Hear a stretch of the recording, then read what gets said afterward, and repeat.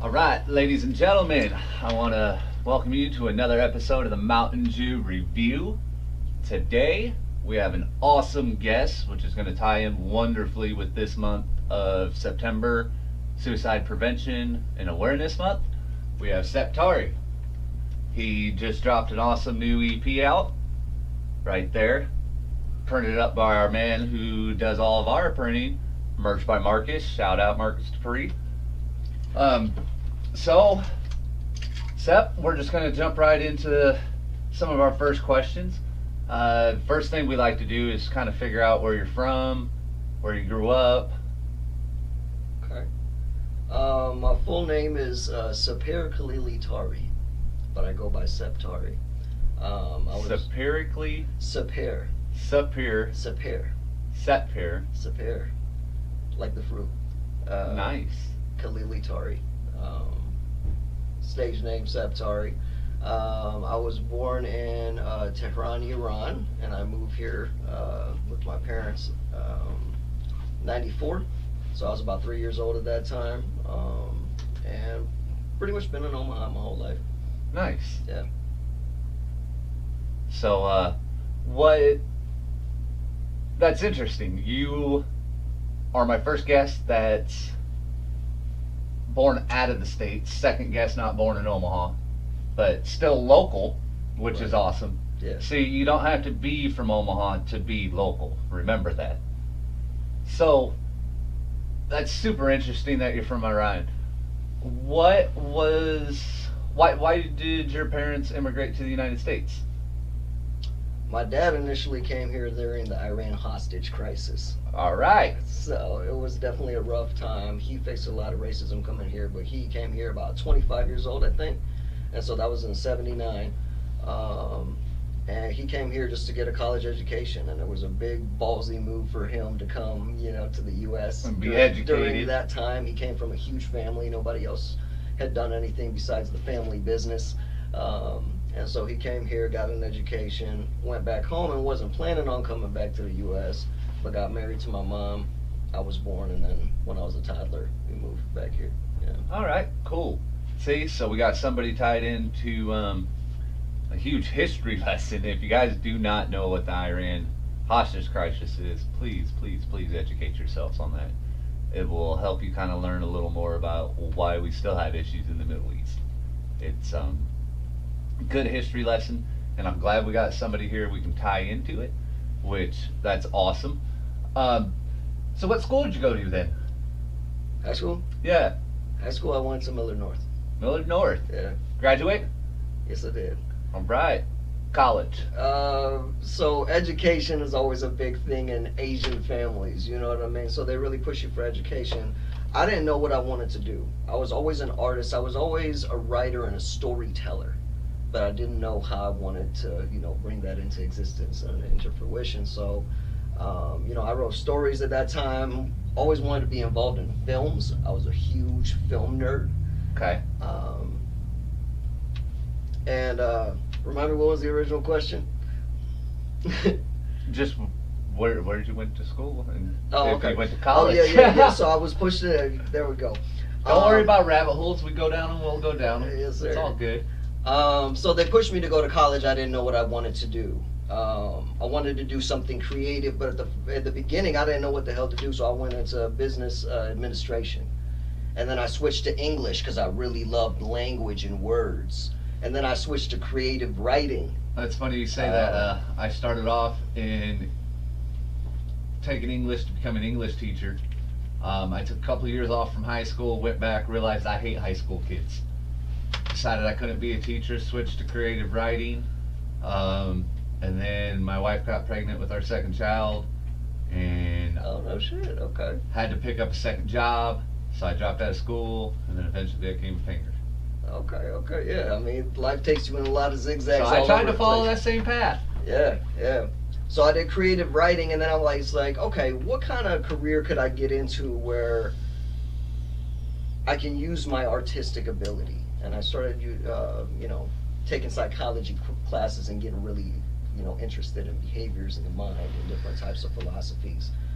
And then after that, I went and got a job at Boys Town after getting a psychology degree. I didn't know what the hell I wanted to do, and that's really when I realized what I wanted to do. Was even after I had my first college degree, I still didn't know what the fuck I wanted to do with my life. Worked at Boys Town RTC, which is kind of like a more of a juvie style part of Boys Town for adolescents. And during that time, the model was so robotic, and you have to, follow this very strict model and be super strict on the kids and shit like that. But I realized that I was able to help kids, especially adolescent males, the most just by being able to connect with them and being that older figure. I was still in my early 20s at that time, but I was still that older figure that could totally relate to them because I wasn't the perfect teen either. I got into some of the same shit they did. Yeah, You but know what I mean? you So showed you can at least turn your life I around. had that empathy, and then I started thinking about how, like, well, there's no wonder the way these kids are the way they are. They've been in the foster care system and moved from placement to placement and treatment facility to treatment facility, and I feel like I always like to give credit to the other person for the change that they make, but I also like to think that I have an incredible influence on multiple lives while I was there, not by doing the treatment approach that I was trained to do, but just by being myself and connecting with them as a human being. They wrote me letters saying, "Hey, you changed my life. You took me in a different path than I thought I would ever go." And at that point, I was like, and all the kids at this location hated their therapist. They hated their therapist. They would come home from their therapist. It'd be shower time. They'd take their shower, and then they would vent to me about why they weren't, why their parents were in jail, or why, their father or their mother wouldn't contact them, even though they had been yearning for that, you know, for that nurture and for that attention from them for so long. And they would sit and talk to me about it after having a therapy session. And I was like, you know what? I'm gonna go be a dope ass therapist. So then I applied for grad school, mental health counseling, clinical mental health counseling, and I'm a handful of years in now. So That's good. yeah, That's awesome because, as we all know, I'm a big proponent of mental health awareness and understanding it and figuring it out and removing the stigma on mental health awareness. So, and again, ties in perfect with this month. yeah, So, listening to your EP, you can definitely get some vibes out of there. So I want to kind of take a dive into it. Um, for everybody, let's get into a little inspiration behind it. Now that we know what inspired you to do your career, yeah. Hip hop has also been a huge influence on my life and has helped myself therapeutically. Hip hop has been that for me. Hip hop has been my therapist, and I'm an old head. I'm an old head. I don't know much about newer artists. I still listen to 80s, 90s music when it comes to hip hop. That's the shit that I really like. Back then, I felt like it was a lot more about lyrics, and so that's what I care about when I listen to hip hop is the lyrics, because I feel like hip hop is the one music genre that allows you to say the most. You get 16 bars of space to like say that, and you can build it in a song when you have 2 or 3 verses. And I was always a writer, and I wanted to always have a message, and so hip hop always had that. And when I looked at my influences, I saw what they did with that space, that capacity of a song in hip hop. Major influences, Rakim. Rakim is one of the first lyricists in hip hop. Before hip hop was just like hip to the hop to the hippity hop. Before all that, or after all that, like he was the first. He was one of the pioneers of lyricism. And so I love, Rakim for that. I felt like he was way ahead of his time. I'm a big Ice Cube fan because I love his delivery. He always says something like he really fucking means it. Tupac, for the same reason, he always speaks with emotion. You see such a range of emotion from Tupac, from empowerment songs to, to sad songs to storytelling songs to angry songs. You know what I mean? You can Actual see poetry. this is a human being, and he's not the most complex lyrically. He's not, um, but it was always impactful. So I would say artists like that. Lyrical artists, but also artists who speak with emotion and a message, were always the most to me. I would rather listen to that than a song that's just like, playful. A lot of the chicken times. and beer. Yeah, yeah. And I mean, everything has its place. Everything has its place. You don't always want to be serious and shit like that. But I liked shit that's stimulated me mentally. It's like, man, I can really listen to this over and over and dissect it and see, like, oh shit, like, I didn't hear this the first time I listened to it, and you do have to listen to it over and over to fully digest it, and that's what's impressive to me. So that's what I try to do, That's dope. I definitely dig that. There's quite a few art, and it drives my wife nuts because I'll listen to a song multiple times, and she's like, "Well, you already listened to it." I said, "Once." Like, I didn't catch everything. Yeah. Like, let me listen to it a few times. Let me understand the song. Yeah. I don't understand a song the first time I hear it. Yeah. There's no way you do. And then you start playing it on play it on your phone, then come home, play it on your stereo, and you're just like, man, I didn't hear half of that. Just because, volume difference, speaker differences. Mm-hmm. So. And especially with albums, too. You know what I mean? Listening it from the beginning to end. Important. At first, you're kind of picking, you're critical in the beginning. Oh, do I like this song? Do I not like this song? Is this is my favorite song? This is my least favorite song? But I just think that very first time, listen to it without any judgment as much as you can. Just listen, I'm a just big listen to proponent. it, and then the second time through, you can go back and listen to it twice straight through. Mm-hmm. First time, just listen. Second time, dissect the shit out of it. And then after that, put it on random and listen to what you like. Yeah. Then you can pick what you like. Because trust me, you'll find there's enough albums out there you do not want to skip a track, nor do you want to put it on shuffle, because it's important for the progression of the story. Yeah, it's a cohesive thing. Yeah. Key example, he was on second episode, Mr. Gates. He definitely has some singles you can listen to by themselves, but it's very important for his albums for you to play it from track 1 to end in a row for you to get the complete concept. That's why it's a trilogy. And the first one started out as an experimental recorded in a cemetery. Learned that on this. So with your influences, how does your work influence your music? I write a lot about mental health. I always want to write about something that's meaningful to me, and mental health is a huge part of my life. You know what I mean? I spend more hours in the day doing mental health service than anything else. You know what I mean?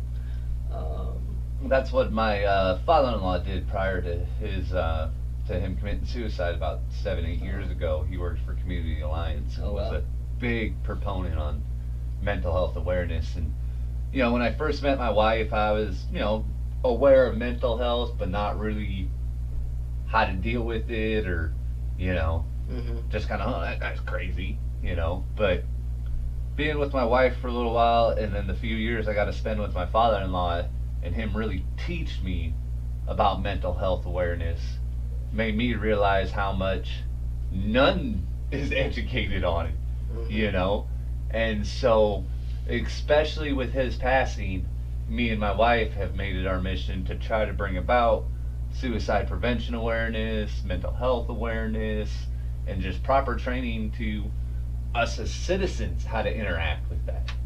It starts there. You teach your fellow citizen how to do it, then we don't need to bring mental health awareness classes to the businesses and to the police and to the fire department, because as a whole community society, if we all have it, then we take it to work with us already. Right. And that's just one of my big things. That's why I'm September 18th with Magnum Pro Wrestling and Hellfire Entertainment and All Pro Entertainment and The Well. we got tons of artists coming on to a show. I'll have the flyer posted on the video. It's an awesome thing. The proceeds at the door are going to American Foundation for Suicide Prevention because this is a big thing in our scene. And again, I guarantee if you guys are having any issues, any questions, talk to him. Just shoot Sep a message. I'm pretty sure he ain't gonna be too upset. Nah. You know, it's just amazing scene we got here. But so back to the new album. It's definitely a big mental health boost on it, and I really like some of your features on here. To be honest with you, at first I wanted it to be an even more of a mental health concept than it is. That's why I had the cover that it has with and that was supposed to symbolize me as the healer, because I have a poem written about the healer, and it's basically about how even though I'm viewed as this guru type of person or this professional, That's the cover art for his new album. I go through the same shit. You know what I mean? Sometimes I feel the most empowered during my work, but I go to my personal life and, I have my own stressors and, mental health to deal with. And that's kind of what the original concept was supposed to be about. I feel like I kind of try to tie in a little bit of my love for old school boom bap along with some conscious tracks. So it ended up being a little bit more of a mix than the full concept I originally planned. But that also shows kind of me as an artist, because I feel like that is my split. Half of me is very conscious when it comes to hip hop, and the other half just like loves that old school, that old school sound. Old school fun. Ice Cube, just to remind you. And I think that if you listen to it, it'll remind you of some old school hip hop. Oh yeah. I can definitely guarantee you push play on track 1, go through it for, what is it, like 23 minutes or something? It's 5 tracks, not super, super long, guys. Trust me, I know you watch shittier movies that you can give this a spin. It's on Spotify. Definitely. Yep, it's on all the streaming platforms. He has physical copies. I got some copies to give away, minus a track. So if you're hurting for money, hit me up. I'll toss you one. Just to get the music out there. It's well worth listening to. I've spun it twice before he came here. And the best part about it is you push play on 1. By the time you hit 5, you're like, fucker, I need more. So it's short, yeah. This is a good appetizer. A good little freshman thing for you to wet your whistle on. I'm excited to see. Do you have any live shows in the books coming up? Anything planned, thinking of, considering? I'm definitely going to get there. After I finish the EP, there was Sam, hit him up for Live from Studio C. I know you're going to fire up fall season. Yeah, we'll definitely be down to do that. I mean, this is one cat I think you'd really like. Yep. Oh, I know you do, because you said something about a CD, so I remember that post. Yeah, I get down with Comatose, man. Good dude. That Live from Studio definitely C like to work with him. is probably, and Sam's humble, and he needs to get a big head about it, but that Live from Studio C has introduced a bunch of local guys to a wider audience than they would have reached during this pandemic. Mm-hmm. And it's a beautiful thing he's doing. And if it wasn't for him, I wouldn't have found 10 artists that I've gone to every show they've done live now and bought a bunch of merch from and share and support, and I hang out with a bunch of them, just because Sam had them on their show. And if Sam never did that, chances are you wouldn't have heard it, or I would have heard it much later. Right. And so honestly, this town, if they appreciate my support, should be thanking Big Dog, Rowdy Jesus, Surreal, Justin Strawstone, Devin Ulrich, and Surreal. Because without them guys, I wouldn't know who most of you are. Just so you know, they push every one of you guys super hard and have introduced me to you guys. So if you're thankful, go buy them guys flowers. Go buy their merch. Make sure you thank them, because otherwise I wouldn't know who none of you are. Honest truth. Real talk. Like, see? 7 Ways to Surreal. Oh, Surreal the MC on Sep Tari. I bet you every guest I get on here, I can talk about 7 different things and land to surreal. It's like 7 Ways to Kevin Bacon. It's a new joke I'm starting. We're going to get it passing around. Yeah, Surreal's the man. Shout out to Surreal. He's kind of one of the first people that I highly respected in the scene that showed a lot of respect to me. So that gave me a lot of confidence. I'll continue to work with him in different ways. Surreal is one of them guys that has no boundaries. Mm-hmm. And he works with everybody. I've only seen him upset a few times about a few people, and rightfully so. Sure. But other than that, I still fanboy over him. I buy him a drink every time I see him, and that's just what you do for the godfather of the scene. Hell yeah. I love Surreal. I love Noise Wave. You old fucks. Lunchbox Benny. So, I want to know, let's pick your brain a little bit and let's go back to influences, things like that. You come from, let's ask, what kind of music does your parents listen to? What kind of music did you grow up listening to from your parents? Version music. Okay, that's what I was wondering. I wasn't kind of trying to be stereotypical. So does that kind of influence you a little bit? I don't think so. I don't think you don't so. really dig it? It's all dancing music, and I'm not a dancer. I'm more of a. That's why I love hip hop so much. Is because like I said, I listen to the lyrics. Everything has. You're like hip hop is a head nod thing. It's a head nod thing. Yeah. Okay. Not to try to sound like I'm too cool, but I'm not a dancer. I just bob my head, man. All right. So, what are the first artists that has totally not dropped like old school R&B or old school funk or soul or rock on us? I dig it.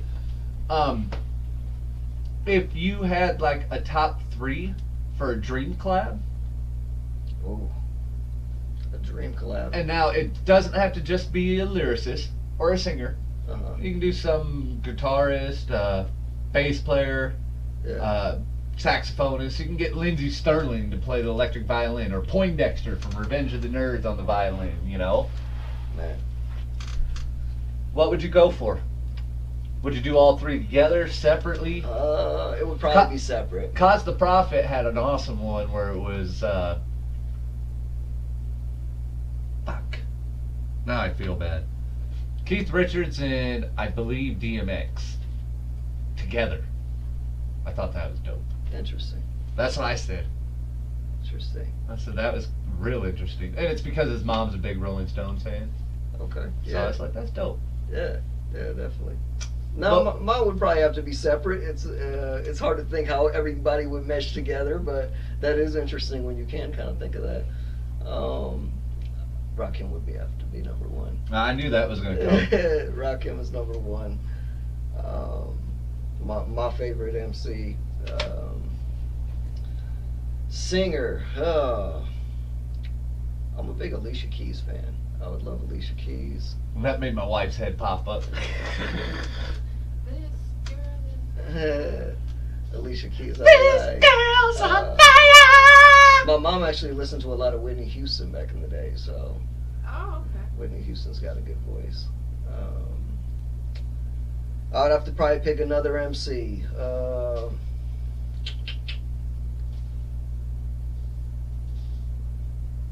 would have to say Nas. All right. Maybe Nas. Because I feel like he has that combination of lyricism with also singing something. And he's probably in my top 5 too. I can dig that. Nas is a name I haven't heard in a while. Yeah. That's definitely something I can get into there. Vocally, I know you've done, obviously, work with Surreal. Mm-hmm. Neves, Mm-hmm. who's supposed to be doing a show sooner or later. His wax is right behind your head. Sure. The other side. Cubes. Oh, okay. There we go. Yep, by Ome Creations. She did a local artist collection.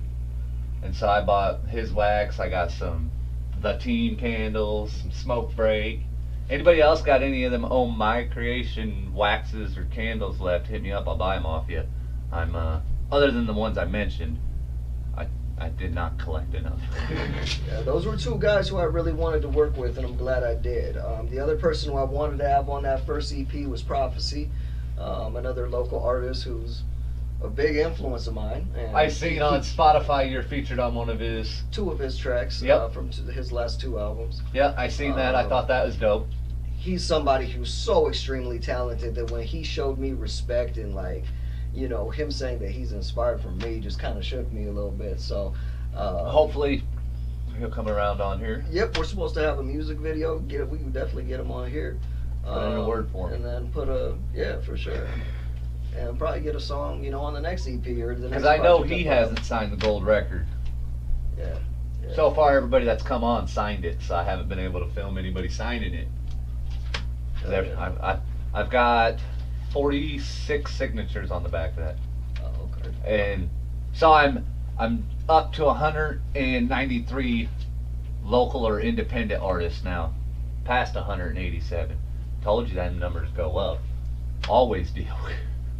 That's all right though. I don't mind. It just gives me more people to get on here. I have a couple punk rock bands, a couple metal bands. I got some graphic art designers, all kinds of people that get up on here. So with working with them guys, who locally would you think That would I be- wanna work with. would be a cool mesh with you? This is what this is kind of part of. Kind of just get, if it's somebody you don't know, it's going to give a shout out. If he sees the video, maybe he feels you, looks up your music, gets you hooked up. Yeah. Some people are like, oh, I don't want to pick and choose. It's not a pick and choose and who's better. It's just a way of networking. This Yeah. is not my podcast. This is your podcast, our podcast. I think I know my answer right away. Somebody who I haven't worked with that I would want to work with, probably number one would be J. Crumb. All right. That I- dude's a marketing genius. Not only that, but he's a musical genius. Oh, as dude, well. dude. It's He's got a great mind. and a voice. Great voice, multi-talented. Like he was just at the Slowdown. Yeah. Like he's one of the only local talents that are constantly down at the Slowdown, Yeah. which is nice. Tells you what kind of talent he has. No offense to anybody else. Please do not take that offensively. Just Slowdown is kind of picky. We all know that. We all know how picky some of these venues get. And when you're constantly down there with other acts, it shows you that you can draw. Yeah. You're drawing numbers. hmm And it's how you present yourself. It's your lyrical content. Like nothing he's dropping is trash. You know what I mean? Like it's a lot of uplifting, positive shit too. I would love to get him on here, Very but much he's so. a very, very busy man. He would probably be my number one collab. That's awesome. As far as locally, Um, I opened up for him one time at the waiting room. We kind of briefly connected, but I haven't had a chance to have an in-depth conversation with him. I believe Gavin said the same thing about wanting to do something with J. Crumb too. Yeah. So you're the second one. Yeah. But that's much love to J. Crumb. Uh, Right there. I got his two Yeah, out. yeah. Oh, can't see them. Let's tilt you up. Right there they sit. These two. Ah. Yeah. Sorry for the awkwardness, guys. You gotta deal with this shit. That's what happens when you're dealing with Mountain Dew review. and number two, somebody who I'm thinking about wanting to collab with for a minute has been King Killer. All right. I want to fuck with King Killer. I want to make a song with him. He's got a handful of tracks that I play pretty often that And you would definitely vibe well with them. get me hyped up. Yeah. Like your old school 90s sound tracks would definitely vibe up well with them. I definitely think so. And he's definitely got some like conscious tracks too. Well, that's what I mean. Like your whole style, and then throw in your actual lyric content. Yeah. It'd be dope as shit. Yeah. So King Killer, let's get it in.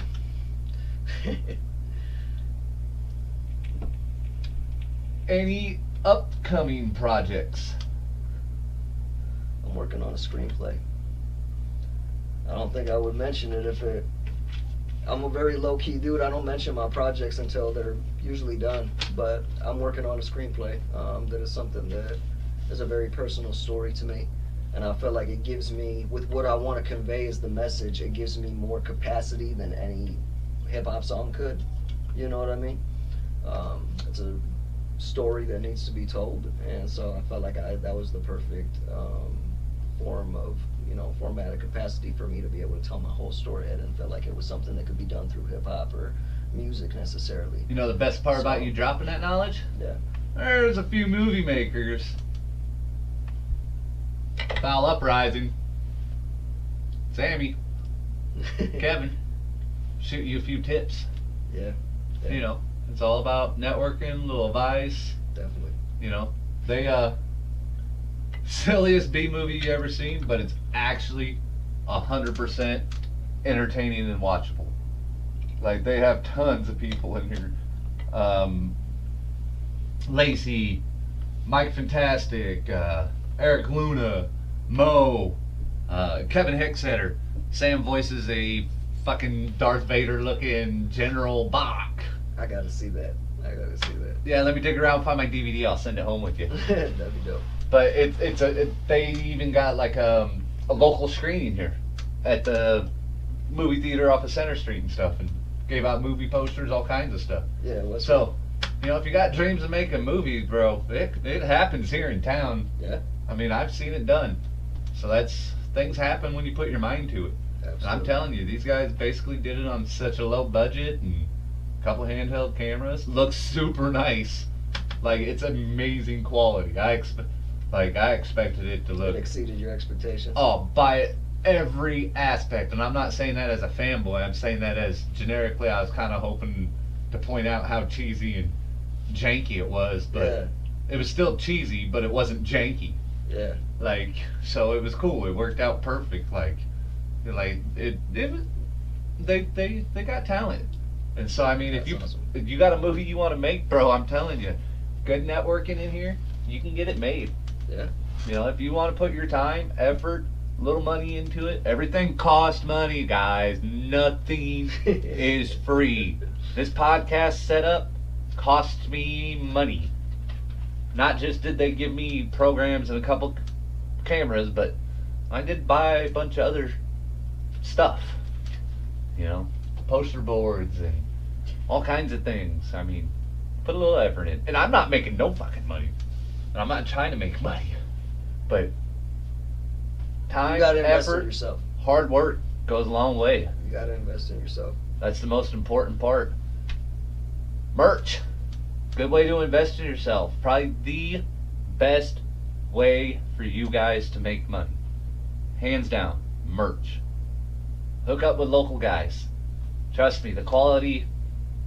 I know everybody wants to go for 100% quality and this, that, or the other. Remember, if you can get a shirt for $7 and sell it for 15, most of us don't really care about too much on quality. Now, if you're gonna get a shirt made for $7 and sell it to me for $20, it better not have a tag. Not paying $20 for a shirt with a tag no more. Cheap motherfuckers. Like, goddamn. I've been doing the research. Some of you fuckers are banking money off of this. And that's... I don't mind, I guess, if you reinvest in yourself. But I know some of you guys. Got fucking jet skis and shit. While I got a fucking tag itching in my neck. Thanks. At least you got your merch game up. Hey. Alright, so... anything else you want to add, bro, before we wrap this up? Any last minute mental health discussions, anything like that?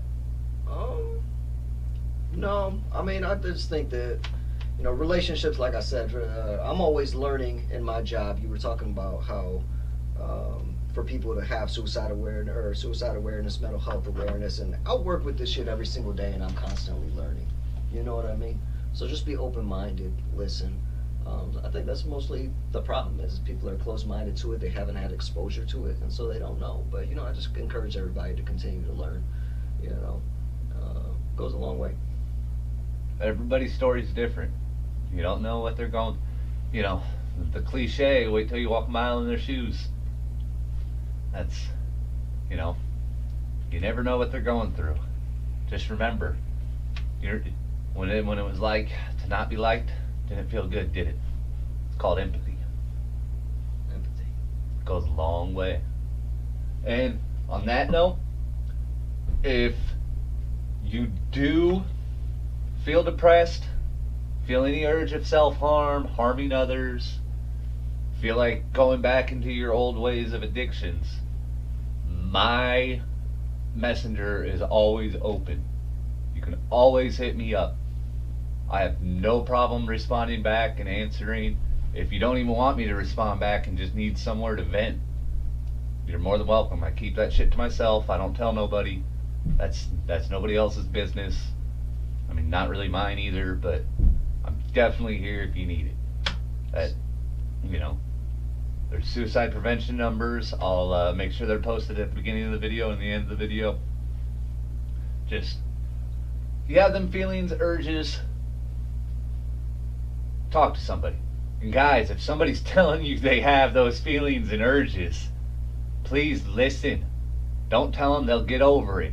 Don't tell them, oh, it's just today. Seriously, make sure you check on them. Most guys that commit suicide are smiling the day before. Remember that. You know, just And that's one of the biggest things I advocate for too. You know what I mean? Sometimes you know somebody's going through some shit, and you just wait for them to hit you up. But sometimes they don't want to be that burden. So if you care about somebody, check in on them. You know, that goes a long way. It does. Like I said, me not being able to work and you guys checking in on me you saved me from drinking and all kinds of stupid stuff.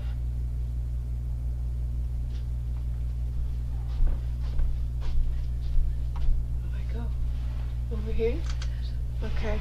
Well, I'm Adam's wife, Sarah, and I just want you guys to know how important that this is. We need to stop losing people. We need to open our minds that mental health is not a stigma. We really need to talk more openly about it. My dad was lost. His name was Tom, and I lost him in 2014, and ever since then, all I can do is help people and listen. Like if they're saying, just listen. Literally, you think that that's not much, but that is like the difference in someone's life, that for like everyone involved in that person's life is affected. Thank you. Trust me, suicide may sound like an answer, but it's not the solution. It just continues the problem for people that are still here. So even self-harm affects others around you. So just talk, listen, have empathy. On that note, I want to thank Sep Tari for coming on to the Mountain Dew review. He has been officially tramp stamp approved. Thank you guys for tuning in. Thank you.